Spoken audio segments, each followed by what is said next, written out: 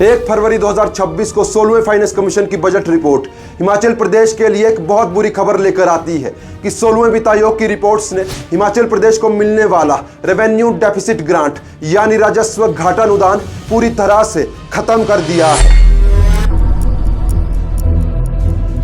जहां एक तरफ सीएम सुक्खू इसे काला बजट और हिमाचल के साथ हुआ अन्याय बता रहे हैं, वहीं दूसरी तरफ बीजेपी इसे डेवलपमेंट ओरिएंटेड बजट बता रही है। लेकिन सच तो यह है दोस्तों कि कांग्रेस हो या बीजेपी, इन दोनों पार्टियों के खोखले वादों और इनकी डिप्लोमेटिक पॉलिटिक्स के बीच में हिमाचल का आम आदमी लगातार पीसा जा रहा है। मैं गर्व के साथ कहता हूं भारत का प्रधानमंत्री होने कि हिमाचल मेरा घर है। हिमाचल जैसे पहाड़ी राज्य के लिए आरडीजी बहुत मायने रखती है, ये गलत बात क्या है? जो विकसित भारत की दिशा में या विकसित भारत बनाने में बहुत अहम है, वो आज के बजट में देखने को मिले। इससे दिखता है कि 2047 से पहले भारत विकसित राष्ट्र बनने का सपना पूरा है। नमस्कार, मैं हूं नीरज शर्मा। दोस्तों, पिछले साल 15वें वित्त आयोग ने अपने बजट में हिमाचल प्रदेश को लगभग 37,000 करोड़ का आरडीजी दिया था, लेकिन अरविंद पनगड़िया की अध्यक्षता वाले 16वें फाइनेंस कमीशन द्वारा इसे जीरो कर दिया गया है। आरडीजी का बंद होना हिमाचल के लिए एक बड़ा फाइनेंशियल सेटबैक है, जहां हिमाचल को लगभग 50,000 करोड़ का राजस्व घाटा हो गया है। इससे आने वाले समय में हिमाचल के हेल्थ केयर, एजुकेशन और रोड्स पर बुरा असर पड़ेगा। दोस्तों, इलेक्शन के समय प्रधानमंत्री मोदी अक्सर कहते हैं कि हिमाचल मेरा दूसरा घर है, लेकिन इस बार के बजट में उन्होंने अपना वो घर खाली रख दिया है। बीजेपी के लीडर्स का कहना है कि यह बजट विकसित भारत के लिए है, तो क्या हमारा हिमाचल भारत का हिस्सा नहीं है? जब तक प्रदेश में बीजेपी की सरकार थी तब तक तो अच्छी खासी ग्रांट मिल रही थी, लेकिन अब जब प्रदेश में कांग्रेस की सरकार है तो ग्रांट बंद कर दी गई है। तो क्या ये भारत के फेडरल स्ट्रक्चर का अपमान नहीं है? और दूसरी तरफ सच्चाई ये भी है कि सीएम सुक्खू की कांग्रेस सरकार सेंट्रल फंड्स के मैनेजमेंट में लगातार फेल हो रही है। आज देवभूमि हिमाचल के ऊपर लगभग 1,04,000 करोड़ का कर्ज है।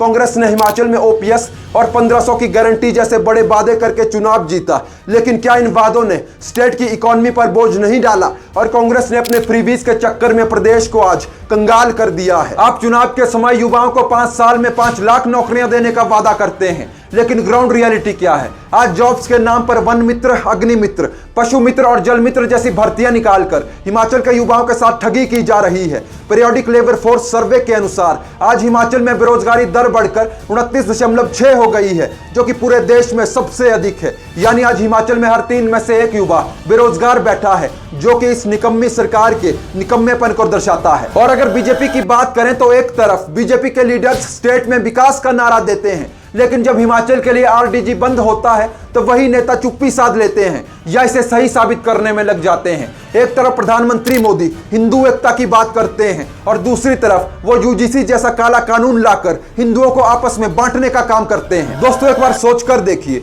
यूजीसी एक्ट को आकर लगभग 22 दिन हो चुके हैं। क्या प्रदेश के किसी नेता ने अब तक यूजीसी पर बात की?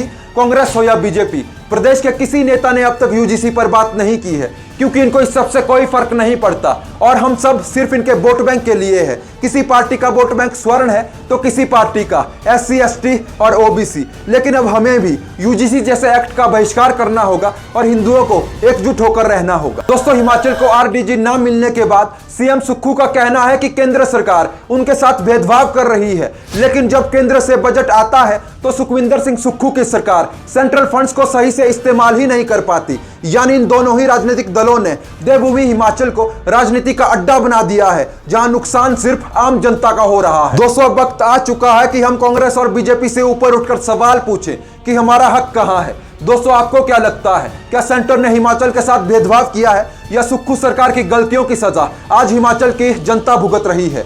कमेंट्स के जरिए अपनी राय जरूर दीजिए। बहुत बहुत धन्यवाद।